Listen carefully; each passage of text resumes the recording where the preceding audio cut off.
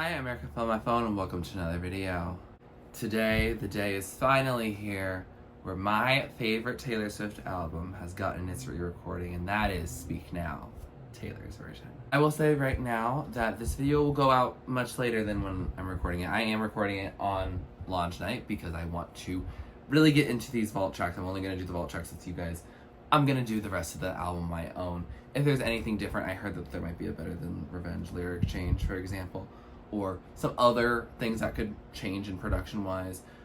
I will find that out on my own, personally. I'm going to just do the vault tracks with you guys because these are new songs for me that I want to experience with you, especially for an album that I care so deeply about, Speak Now. But this video is going to come out later because I unfortunately got multiple strikes against my Taylor Swift performance videos.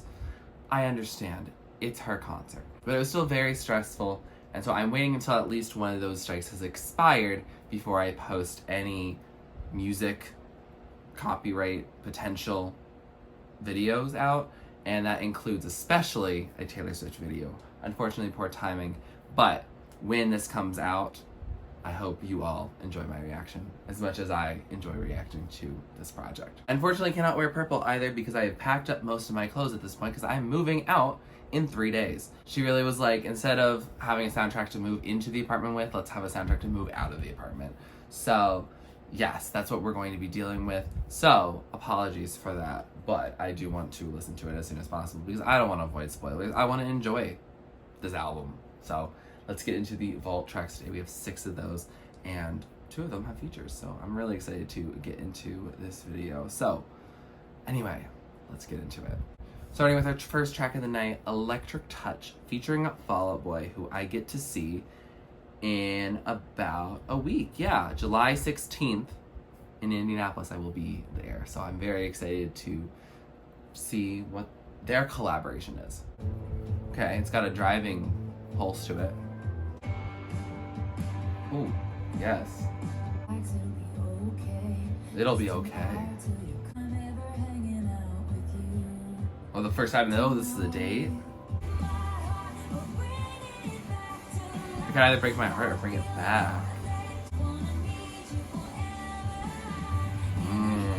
Love song.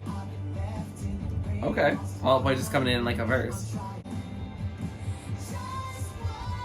Yeah, that's a pop punk moment. I think Taylor is still in this mix, but it really feels Fall Out Boy. Call You Mine. Call back to the first song in the album. It's 8:05 p.m. or a.m. So that was Electric Touch, and honestly, it's just alright. I hate saying just alright for No, I don't think it beats most of the original album at all. This song is about wanting someone to love you, but knowing that there could be trouble. It's very Sparks Fly, where there's some danger about it. Maybe there's a bad idea, but you're going into it and you're thinking, oh, I'm young, I'm having fun, like, let's just do this. And it could be magical or miserable. Very much what her late teens, early 20s seem to suggest. Also, if you hear sounds of fans, it is like 90 degrees here. We don't have AC. I'm sorry. That's just what we're going to be working with. It is July 7th. Let's be real. I like the inclusion of Fall Out Boy here. It feels, again, it's just like a verse, because I think she originally didn't think Fall Out Boy would be on this song, and so it's a cool addition, but it doesn't feel like they wrote the song together by any means. It really does feel like it's Taylor Swift featuring Fall Out Boy versus a collaborative effort. I feel like when Brendan and Taylor did Me together, even though I'm not really a Me stan by any means, I could tell that Brendan had some impact on it, especially in his High Hopes, more marching band vibes of going more mainstream than the pop punk that we probably fell in love with him for. The song just feels kind of chill. It feels like a song on the album, but it doesn't necessarily feel like a standout moment on the album. It feels almost like That's When where I like the song That's When, but I don't think it would have been a single unless you were trying to get it onto a specific radio. Maybe Taylor Swift and Fall Out Boy doing this mix will help her get onto a rock chart or a pop punk chart. I don't think that really exists. Or an alternative type chart. It still is fairly country rock, very much in line with what she was doing at that time. It just is chill for me. I don't feel a lot of feelings regarding it right at this point. Our second track of the night, or track number 18, When Emma Falls in Love. Okay, interesting. Jokes about the ways that this one could go wrong. Jokes about the ways that this one could go wrong. The bad parts of the electric touch. Little Miss Sunshine always thinks it's gonna rain. Oh.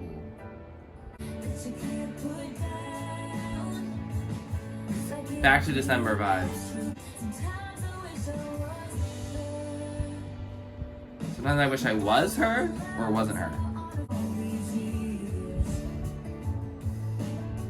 Oh, this is giving me a little bit of Mary's song. Yeah, what it was her. Who the heck is Emma though? She's so New York when she's in LA. Kind of a vibe.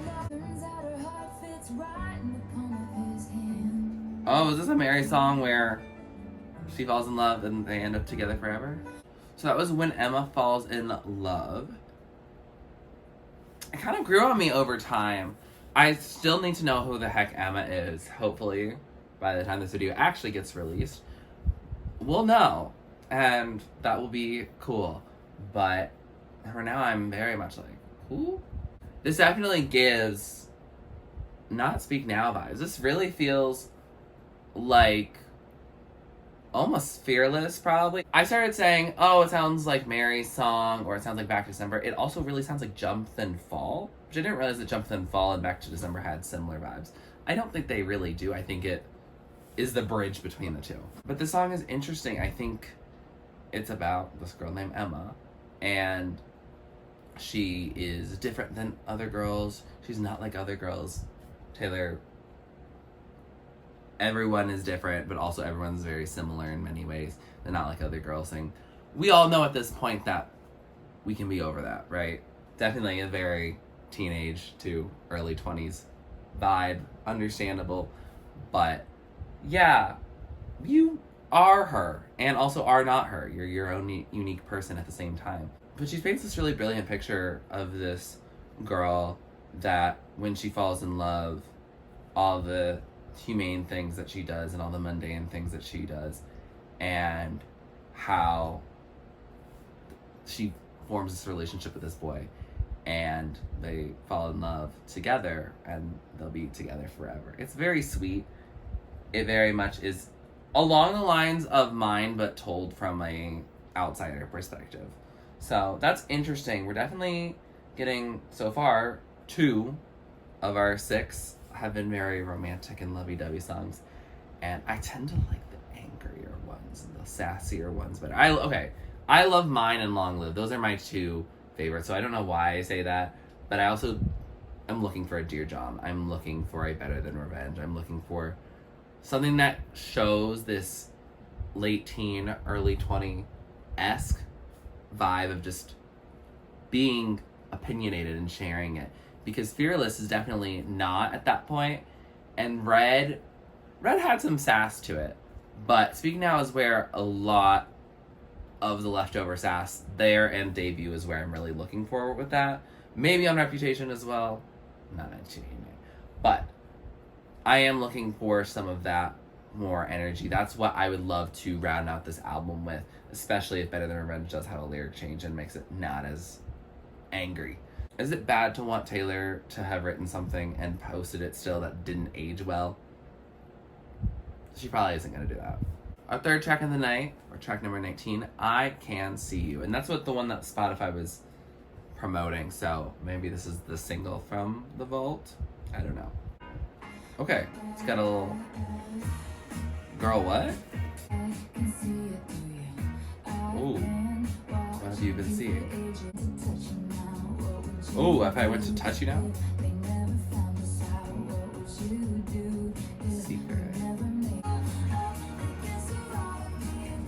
Up against the wall. Girl.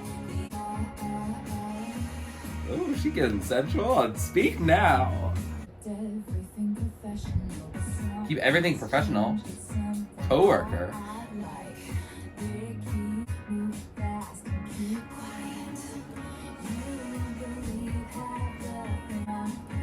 Sparks fly. You're a bad idea. Yet. Her sass. I can see you. Business clothes.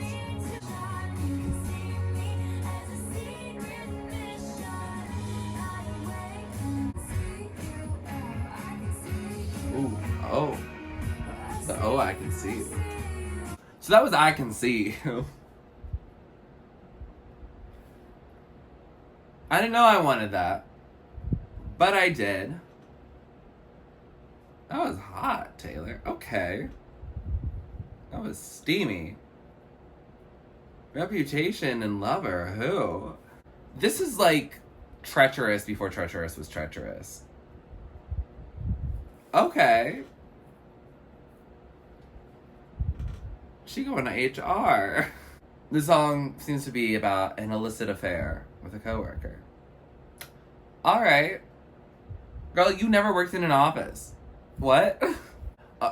Oh, this could be in the same vein of Speak Now. She didn't actually stop a wedding in real life, but she was talking about a fantasy that her friend had for this couple, that she would actually get to marry him instead. Yes, it could be, again, more storybook-like in the sense of she's not an office worker. She only is in hours. And I know that she's probably not doing that character. Maybe that's how she's connecting it. But yeah, this song is sensual. Definitely not good for her good girl image of the time. I wrote my thesis on reputation and a lot of her public image going up to that point. And one day I will finally edit that footage. That day is not currently today. But this definitely revisits some stuff. She was definitely exploring her sensuality and her idea of fantasies were starting to run into a more mature line. And good for her. She's 33 now. She's having a good time, I'm sure, in some way. It's a vibe. I definitely can get this into rotation. This one more than the other two. The other two so far have not really wowed me. I'll still listen to them. It's a Taylor Swift song. I love Taylor Swift. But I Can See You could be my new addiction, per se. I do appreciate that it's a song that feels like it was left off the album because of a label reason, not because it didn't measure up. This one definitely measures up. It just is one that's a little more explicit, especially for her image at the time. She wasn't even doing that in Red. Our fourth track of the night, or track number 20, is Castles Crumbling, featuring Hayley Williams of Paramore, which I'm very excited to get into. I actually saw Paramore last month. And I had thought to myself, oh, this is right around the time where Taylor Swift is in Chicago. That's only a 3-hour drive. Could be especially quick with Taylor Swift movement. So I thought maybe she'll surprise at the show. Especially because that was the date also that the track list got introduced for Speak Now Taylor's version. So I thought it could be possible, but it didn't happen. But I had a lovely time at the concert regardless. I still have my footage of that up if I haven't removed that for copyright reasons. But anyway, let's get into the song that they now have collabed on. Love to see it. Okay. It's a little slower than I expected. They used to cheer? This is long live in past tense? All my bridges are burning. Oh no. You don't want to know me now. Ooh. Yes, Hayley, come in. They trusted me. Ooh.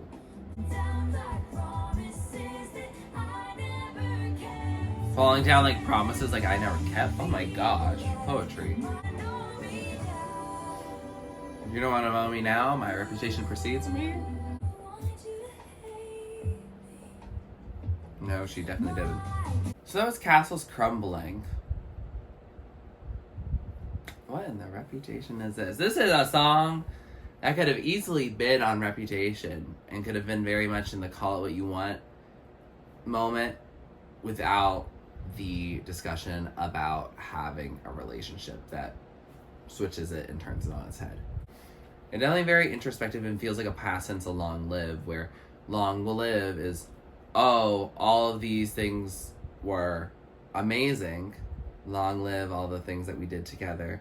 Definitely the Fearless tour, but also all her fans, all those references whatsoever. And Castle's Crumbling, it seems like it's more distant and takes place in the future, where they used to chant my name and now they're screaming that they hate you. Why is this in Speak Now? I guess that she wrote it this similar time, but I figured if she did long live as she did, then it would make sense for Castle's Crumbling to take place more in Reputation, and the death of her reputation, she truly felt alive. I also think that Hayley, she had her moment a little bit, but it felt very short. And maybe when I listen to it in headphones, I'll hear more of Hayley in the background. But especially if Paramore is going on tour as an opener in Europe, and I hope to maybe get tickets for that show. I got waitlisted for Paris, so we'll see how that turns out. Thankfully, I did get to see her in New Jersey, but I am going abroad anyway, so it'd be wonderful if I was able to make that work. So we'll see how that works out. But I'm not as excited to listen to this song as a collab during the Speak Now era than I was with Nothing New with Phoebe. That was definitely very wonderful to hear. Although there's parallels, because both of them feel like people are moving on from her and that they either dislike you or just are bored of you. And no one was bored of you in Speak Now. That was the first album to get over 1 million copies in its first week.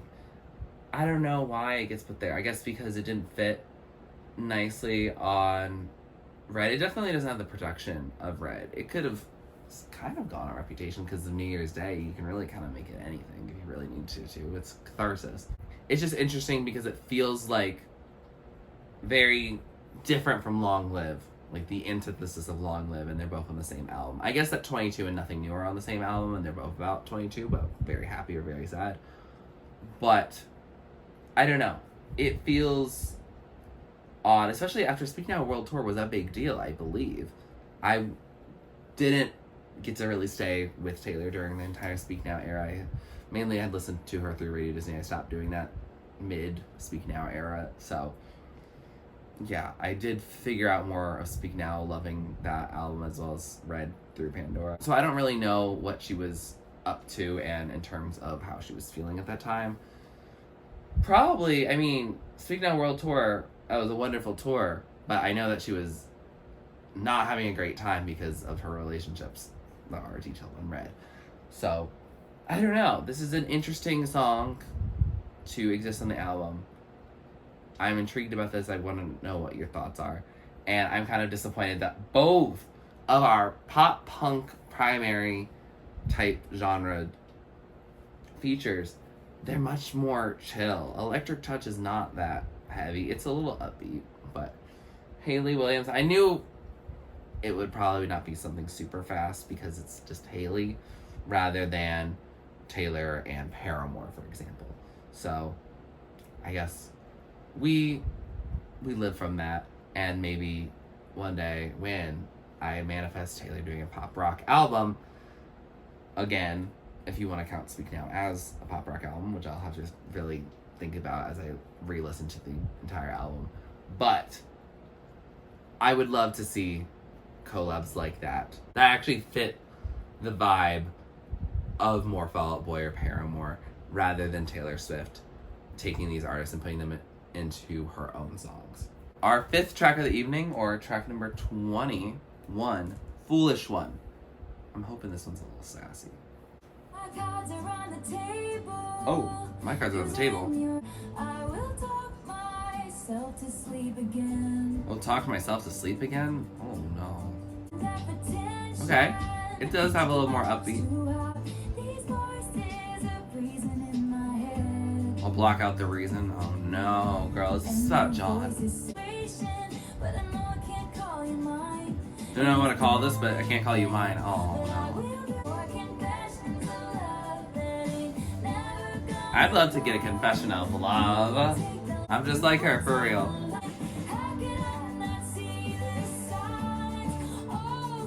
I saw so many signs. I thought he was the one, but I should have been walking out. Oh. Pep talking us to move on. So that was Foolish One, and that definitely felt like sonically a mature version of Fearless, which a lot of people will think that Speak Now is about, but I definitely think Speak Now is very distinct from it, especially her directions into pop rock, the haunted vibe, enchanted. A lot of the vibes that Speak Now can do, it does well. And Foolish One is definitely more chill. It's much more country pop. She's looking retrospectively about this potential relationship. I don't think they actually were dating at any time, but she was longing for this person, and it seemed like he wasn't actually that interested, unfortunately. And he just wasn't the one, but your declaration of love will come. You'll find your Prince Charming. You'll find your happy ending, per se. You'll find the person that's meant to be with you for your whole life. And yeah, definitely this is kind of building on the idea of with Fearless being very fairy tale and dealing with that. And if this was Enchanted as the album, that had been the album title, I could see actually a lot of these songs making a lot more sense within it because of this sense of stories and magic in the air and confessions of love. There's a lot of these tropes in both the new songs as well as the old ones, and we start realizing that like Superman is a magical character, and I never connected that dot that could be part of an overall motif. It's interesting because Enchanted at this point might actually be a better name than Speak Now. Maybe when people were thinking, oh, maybe she'll call it Enchanted because that was the name she originally wanted, I was like, I don't think so, because I thought Speak Now worked better. And now I'm thinking to myself, maybe Enchanted does work better. Maybe it's just late at night. I have no idea. But I feel like, if this was a movie, having the reality versus what you really wanted, and this fairy tale dream that you had, Dear John, shining like fireworks. Oh my gosh, there's so many oh my gosh. I could write another thesis. This album definitely deals with fantasy a lot. It definitely deals with a lot of confessions, but this rounding out especially has been very fantasy driven and very enchanting driven, which is very interesting to me. Yeah, definitely more to think about that. Track number 22, or our 6th track of the night, or last track on the whole Speak Now Taylor's version, Timeless. Now, I know y'all went crazy about this. That y'all really were like, oh my gosh, that page is real. Timeless is a singular title. It's one word. Who knows? But it definitely does fit within both Speak Now as well as Enchanted in the titles. So I'm intrigued. I feel like a song like this, especially it's 5 minutes, 21 seconds, I feel like it's going to be slower. But I'm okay with that. I think I made peace that I Can See You is probably just the one bop. Ooh, guitar. Oh, you were going into the antique store? Well, this feels like it's painting a scene almost like in mine.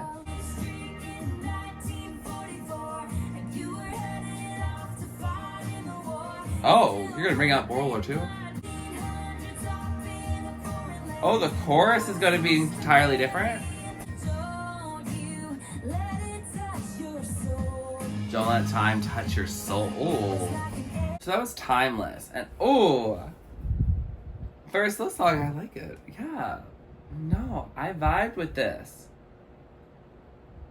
This is a great conclusion to an album. Yeah, and it feels very much like mine in the sense of generation stuff. And then Timeless having this idea of going to this antique shop and looking at photos. This is such a story.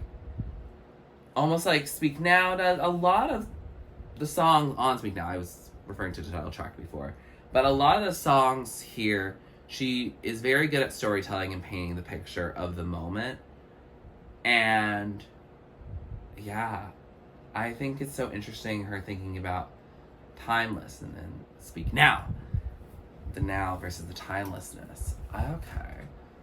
Yeah, no, I really like the song. It's very romantic. It's very sweet. She goes back to 1944.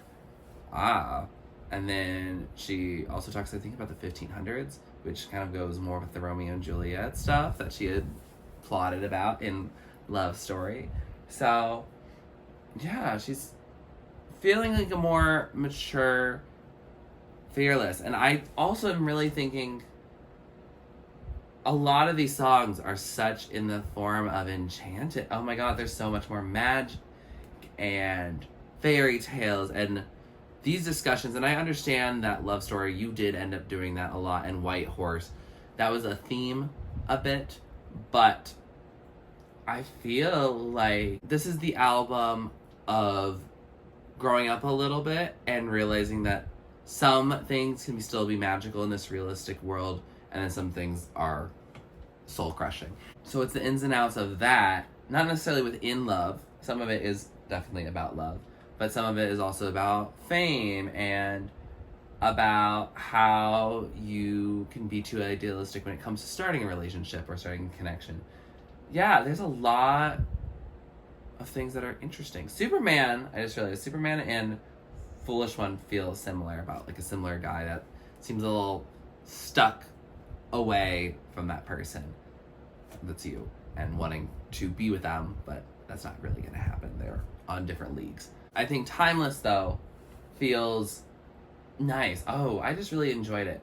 I can picture me with a person that is not descript right now, but me wanting to have this song at our wedding or when we're moving into our forever home or something like that. Yeah. Oh, this is gonna be sentimental as heck, even though it's brand new to me. This song feels timeless. With that said, we have finished the vault tracks, and I have to say, Enchanted Taylor's version? I didn't think I would join that bandwagon at all, but oh my gosh, I have to look this up. I just have to think about all of these things. Yeah, there's a lot that is much more Enchanted in a way, and making that a thematic tie than the Speak Now bit. Because I understand Back to December, Sparks Fly, Speak Now, obviously. Dear John, Mean. Yeah, there's a lot of things that's like, these are emails that I needed to send out, basically. Yes, I understand that, but this vault has really unlocked the idea of it being all about magic this whole time. Haunted being like that. Your string of lights are still bright to me. I'm sure there's more in Innocent that I don't think about because I don't listen to Innocent really at all. Last Kiss is definitely a growing up type song. Yeah, it's things that are growing up. I think Never Grow Up also sounded a little like timeless as well. There was just the sense of talking about how love can be magical and to savor these moments, but they could also happen at any time, versus the Never Grow Up of hoping that this person doesn't have to grow up and can experience this magic forever. Whereas, obviously, with some of these newer songs, as well as some other songs, and including Never Grow Up, she definitely has felt like she's lost some of the magic. Yeah, I feel pretty convinced on this. Yeah, oh, that's interesting. I had not really considered it in that way, and I think that's probably why a lot of the new merch that is coming out feels very storybook vibes, and a lot of people really were like, the Bejeweled music video is where she's going to Speak Now. And I think, okay, yeah, but what about a pop rock version? There is no pop rock on this with Electric Touch and Castles Crumbling. You had two pop punk legends, and you didn't. I don't know. This vault is taking me in all sorts of different directions. It's not the most sonically cohesive, not that I care. Speak Now and Red have been some of my favorite ones. Also Evermore. So I really just love things that don't sound like other things on the album. I like an album that can have some thematic ties, but sonically can sound all over the place. I'm cool with that. I like a sonically cohesive album too sometimes, but it does not need to be. And sometimes if it's even more sonically chaotic, it can kind of work for the album. And so, yeah, I feel like this is where I'm at with this project. Is this vault really exciting for me? It's not the most exciting. I will say I would compare it a lot more to the Fearless vault being released, where I liked Don't You on my first listen. I liked That's One a bit, and I liked Mr. Perfectly Fine. And I'm starting to get into the idea of liking We Were Happy and Bye Bye Baby, but it's not a strong vault. It's not like in Carly Rae Jepsen's discography doing a side B, or the fact that she just announced today or the other day The Loveliest Time, which was coming out a month from today, which means it'll probably already be out by the time that we get to this video coming out. I'm intrigued. This album has stirred some conversations, I'm sure, for people, and I'm excited to look into these topics and conversations before I even release this video. I won't really change much of what I say unless there's something that's completely out of date, but I am excited to have this join us. With that said, here are some of my favorites. At the top tier are the songs I love, the songs I'm going to be playing over and over again, the standouts, the ones from before and maybe now. And then songs in the middle are songs I like. I'll add them to my playlist, but they may not be the top of the top, or I'll retain them on my playlist, that is. And then songs at the bottom are just not really my thing. Doesn't mean they're a bad song, doesn't mean it can't be your favorite song, just means it's not for me, and that's okay. Speak Now, Taylor's version. The original Speak Now had a couple skips on it, and this one might also have skips. I don't really know.